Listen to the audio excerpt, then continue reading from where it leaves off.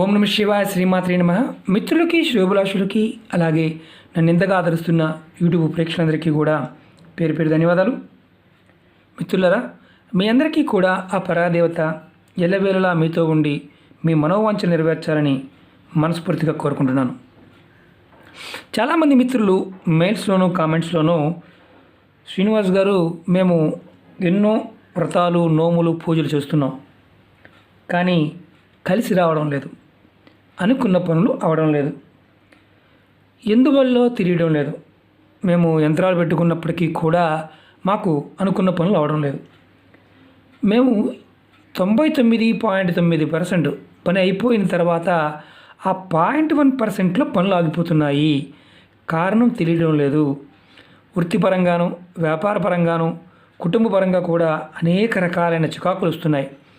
బయటపడడానికి ఏదైనా తేలికైన ఉపాయాలు చెప్పండి అని చాలామంది మిత్రులు అడగడం జరిగింది. ఈరోజు మనం ఒక తాంత్రికమైన చిన్న ఉపాయాన్ని తెలుసుకుందాం. ఈ ఉపాయాన్ని అమావాస్య రోజున చేసుకోవాలి. ఈ ఉపాయాన్ని అమావాస్య రోజున రావి చెట్టు దగ్గర చేయాలి. ఎలా చేయాలి, ఎందుకు చేయాలి మీకు తెలియజేస్తాను. అలాగే అనేక సమస్యల మీద నేను వీడియోలు చేయడం జరిగింది. మీరు నా వీడియోస్లోకి వెళ్ళి మీకున్న సమస్యకి మీరు చేయగలిగేదాన్ని వీడియోస్ని ప్రయత్నం చేయండి. చాలామంది మిత్రులు అడుగుతూ ఉన్నారు, మాకు అది చెప్పండి ఇది చెప్పండి అని. అలాంటివి చాలా చెప్పాను, చూడండి. అలాగే మీకు ఈ వీడియో నచ్చినట్లయితే లైక్ చేయండి, నా ఛానల్ సబ్స్క్రైబ్ చేసుకోండి, గంట సింబల్ని యాక్టివేట్ చేసుకోండి, 10 మంది మిత్రులకి షేర్ చేయండి. ఈ ఉపాయాన్ని అమావాస్య రోజున చేయాలి. అమావాస్య రోజు ఉదయం 6 నుంచి మధ్యాహ్నం 12 గంటల మధ్య ప్రాంతంలోనే చేయాలి. ఆ తర్వాత చేయకూడదు. మీరు ఈ ఉపాయం చేస్తే వచ్చే లాభం ఏంటో ముందు చెప్తాను మీకు నేను. మీ పితృదేవతల పట్ల మీరు సరిగ్గా వారికి శాంతి పూజలు చేయకపోయినా, శాంతి కర్మలు చేయకపోయినా, వారిని మీరు పూర్వకర్మల వల్ల పూర్వ జాతకంలో ఉన్న సమస్యలు అంటే మీ జాతకంలో ఉన్న దోషాల వల్ల మీకు అనుకూలత లేనప్పుడు ఈ పరిహారాన్ని చేసుకోవచ్చు. ఈ పరిహారానికి నల్ల నువ్వులు, రావి చెట్టు, నీళ్లు కావాలి. అలాగే ఇది అమావాస్య రోజున మాత్రమే చేయాలి. ఇది బాగా గుర్తుంచుకోండి. ఇది మగవారు చేయాలి, ఆడవారు చేసేది కాదు. మగవారు మాత్రమే చేయాలి ఈ ఉపాయం. నేను ఆడవారు చేసే ఉపాయం కూడా నెక్స్ట్ వీడియోలో చెప్తాను. ఈ ఉపాయాన్ని ఎందుకు చేయాలంటే పితృదేవతలు శాంతిస్తారు.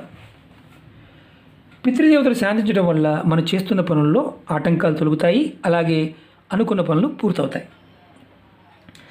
రావి చెట్టు దగ్గర మీరు చెట్టు దగ్గరికి వెళ్ళి, అది దేవాలయంలో ఉన్న బయట ఉన్న ఎక్కడ ఉన్నా పర్వాలేదు, కానీ ఇంటి గోడల మీదవి కానీ పైన ఎక్కడన్నా మన ఇంటి పెరల్లో మామూలుగా గోడల మీద వస్తాయి కదా, గోడల మీద వాటర్ ట్యాంకుల మీద, అలాంటి వాటి మీద మాత్రం కాదు.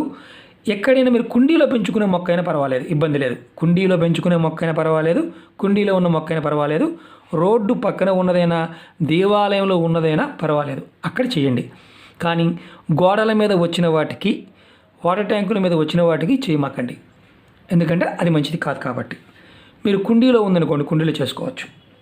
మీరు ఏం చేస్తారంటే నల్ల నువ్వులు తీసుకోండి, ఇలా నీళ్ళల్లో వేసుకోండి, కొంచెం నీళ్ళల్లో వేసుకోండి. వేసుకొని మీరు రావి చెట్టు దగ్గరికి ఉదయాన్నే వెళ్ళిన తర్వాత మీరు చెట్టుకు నమస్కారం చేసుకొని 3 ప్రదక్షిణ చేసి తర్వాత ఇలా చెట్టు దగ్గర పెట్టండి. ఇలా పెట్టండి. తర్వాత మీరు మీ మనసులో ఉన్న కోరిక చెప్పుకోండి. నా పితృదేవతలు శాంతించాలి, నా పితృదేవత నాకు అనుకూలంగా ఉండాలనుకొని మీరు ఈ నీటిని చెట్టు మొదల్లో పోసేయండి. ఇంకేమీ లేదు. పోసే ముందు, అంతకుముందు మీరు ప్రదక్షిణ చేసే ముందు ఆవు నేతితో దీపం వెలిగించండి. ఇలా మీరు ప్రతి అమావాస్యకు చేస్తూ ఉంటే మీరు మీ పితృదేవతల నుంచి ఆశీర్వాద బలం పొందుతారు, అనుకున్న పనులు పూర్తవుతాయి. ఇది ఒక ఉపాయం. మీరు బాగా గుర్తుంచుకోవాల్సింది ఏంటంటే, ఈ ఉపాయం చేస్తున్నప్పుడు ఈ నువ్వులని, సరే నువ్వులంటే భయం అండి మాకు అనేవారు, అసలు వీటి మీద భయం ఉన్నవారు ఎవరు చేయమాకండి. ఎందుకంటే ఏదో ప్రమాదం వచ్చేస్తుంది, ఏదో అయిపోతుంది అనుకునేవారు పొరపాటున కూడా ఉపాయాలు చేయమాకండి.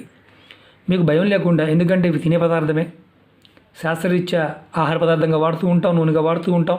కాబట్టి భయపడేవారు, నల్ల నువ్వులంటే భయపడేవారు ఈ ఉపాయాలు చేయమాకండి, ఎందుకంటే వారి భయమే వాళ్ళని సగం ఇబ్బంది పడుతుంది. కాబట్టి ఇది ప్రయత్నపూర్వకంగా చేయండి. ఖచ్చితంగా పితృదేవతలు శాంతిస్తారు.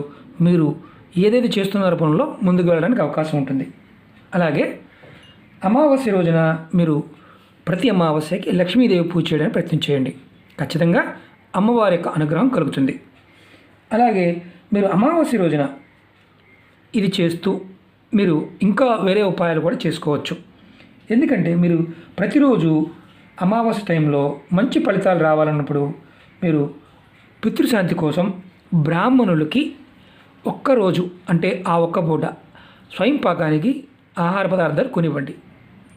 మీ పితృదేవతల పేరు మీద. మగపిల్లలు ఎవరైనా సరే, తల్లిదండ్రులు ఉన్నవారు ఎవరైనా చేయవచ్చు. తల్లిదండ్రులు ఉన్నప్పటికీ తల్లిదండ్రులు చేయటం లేదంటే అన్నప్పుడు మీరు మీకు తెలిసిన బ్రాహ్మణులకి మీరు మీ పెద్దల పేరు చెప్పి వారికి ఇవ్వండి. మీరేం పూజ చేయటం లేదు, స్వయం పాకం భోజనానికి ఇవ్వండి. మీ పితృదేవతలు ఆనందపడతారు. అలాగే పక్షులకి అలాగే జంతువులకి ఆహారం పెట్టే ప్రయత్నం చేయండి. దానివల్ల కూడా కొంతవరకు వాళ్ళు శాంతిస్తారు. ఇవి మీరు మీకు ఇవన్నీ తక్కువ ఖర్చుతో చేసుకునే పనులే. అలాగే నెక్స్ట్ వీడియోలో మీకు నేను పితృదేవతల పాయింట్ ఆఫ్ వ్యూలో మరొక విషయం చెప్తాను. అలాగే మీరు ప్రతిరోజు స్నానం చేస్తున్నప్పుడు మనం కొన్ని పదార్థాలు వేసుకుని స్నానం చేయాలని అంతకుముందు వీడియోలో చెప్పాం.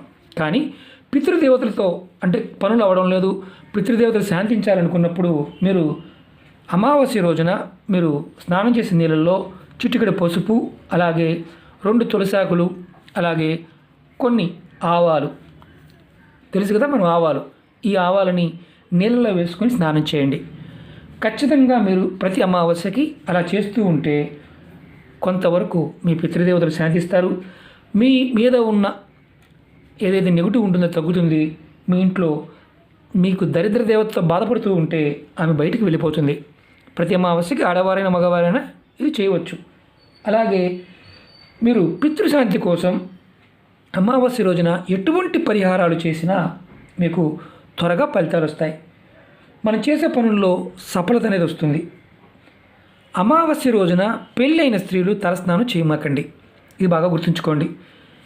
తలస్నానం చేయవద్దు. ఇప్పుడు మీరు ఇది చెప్పారు కదా, ఇది ఏం చేయాలి అని అడుగుతుంటారు. మీరు మామూలు స్నానం చేయండి, తలస్నానం మాత్రం చేయవద్దు. అలాగే మనం ప్రతి నెలలో వచ్చే అమావాస్య మనం కొన్ని పనులు చేస్తే అద్భుతమైన ఫలితాలు ఉంటాయని మనం చెప్పుకున్నాం. ఈసారి అమావాస్య 19వ తారీఖు నాడు వచ్చింది. దీన్ని భాద్రపద అమావాస్య అంటారు.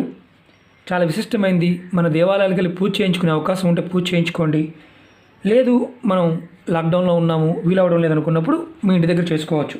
నేను ఒక చిన్న ఉపాయం చెప్తాను మీకు ఈరోజు.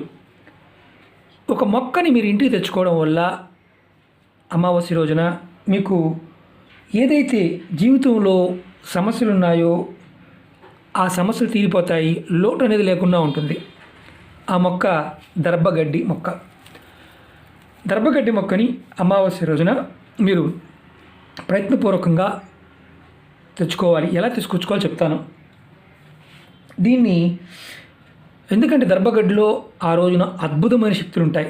ఇది నేను ఎండిపోయింది చూపిస్తున్నాను, పచ్చిది చూపించడానికి, ఎందుకంటే ఇది నేను తెచ్చినవే మీకు చూపిస్తున్నాను. నేను ఈ దర్భగడ్డిలో మనం చాలా పవిత్రమైనది, పుణ్యకార్యాలుగా అన్నిటికీ వాడుతుంటాము, పితృకర్మలకు కూడా వాడుతూ ఉంటాం.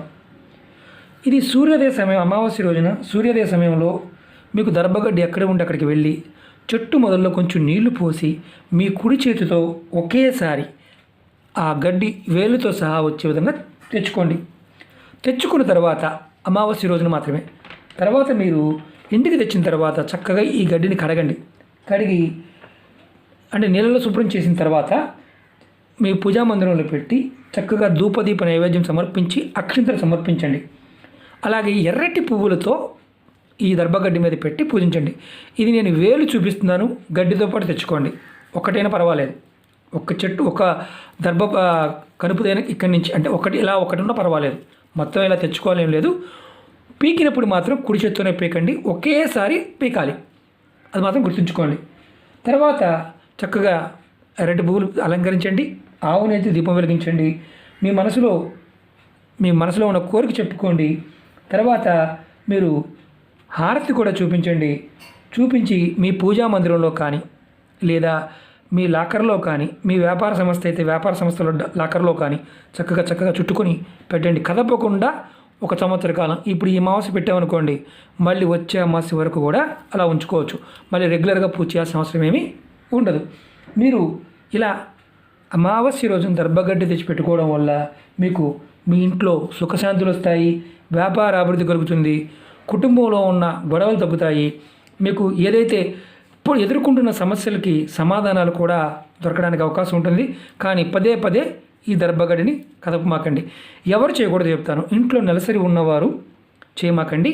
అలాగే పెద్దలు మరణించి అంటే వారి యొక్క అంటే మామూలుగా కర్మ అవ్వకుండా, పెద్ద కర్మ అవ్వకుండా ఉన్నవారు చేయమాకండి. పెద్ద కర్మ అయిపోయిన తర్వాత ఎవరైనా ఈ ఉపాయాన్ని చేసుకోవచ్చు. ఇంట్లో కొంతమందికి దీపం పెట్టే అలవాటు ఉండకూడదండి. మాకు చెప్పారని అంటే ఇంట్లో దీపం పెట్టుకోవచ్చు శాస్త్రం చెప్తూ ఉంటుంది. మీకు మీ పండితులు ఎవరైతే చెప్తారో వారు చెప్పారనుకోండి, మీ పెద్దలు అలాగే చేయమని చెప్పారు అంటే మీరు అలాగే చేసుకోండి. కానీ మీకు ఎలాంటి సమస్యలు ఉన్నప్పుడు జాగ్రత్తగా చేసుకోవాలి అని ప్రయత్నం చేసినప్పుడు మాత్రమే ఇలాంటి ఫలితాలు వస్తాయి. దీపం పెట్టుకోవచ్చు అని నేను చెప్తున్నాను. అంటే పెద్ద కర్మ అయిపోయినా ప్రతిరోజు కూడా మన ఇంట్లో మన చనిపోయిన వారికి దీపం వెలుగుస్తూ ఉంటాం కాబట్టి ఎలాంటి ఇబ్బంది ఉండదు. కాబట్టి ఈ ఉపాయాన్ని చేసుకోవచ్చు. ఆ దీపం ముందు పెట్టి దేవుడి ముందు మామూలుగా దేవుడి దగ్గర దీపం పెడుతూ ఉంటారు కొంతమంది, అలా పెట్టుకోవచ్చు. మాకు ఆచారంలో లేదు అనేవారు మాత్రం చేయమాకండి. మాకు ఆచారంలో చేయకూడదన్నారని మేము చేయకూడదంటే మాత్రం చేయమాకండి. కాబట్టి ఇది కొంచెం ప్రయత్నపూర్వకంగా చేస్తే ఖచ్చితంగా సమస్యల నుంచి బయటపడతారు. మీకు ఆర్థికంగాను, మానసికంగాను, శారీరకంగా ఉన్న సమస్యల నుంచి కూడా మెల్లమెల్లగా బయటపడడానికి మార్గాలు తెలుస్తాయి. ఓకే మిత్రులారా, మీకు ఈ వీడియో నచ్చినట్టు లైక్ చేయండి, నా ఛానల్ సబ్స్క్రైబ్ చేసుకోండి, గంట సింబల్ని యాక్టివేట్ చేసుకోండి, 10 మంది మిత్రులకి షేర్ చేయండి. ఓం నమః శివాయ, శ్రీమాత్రే నమః.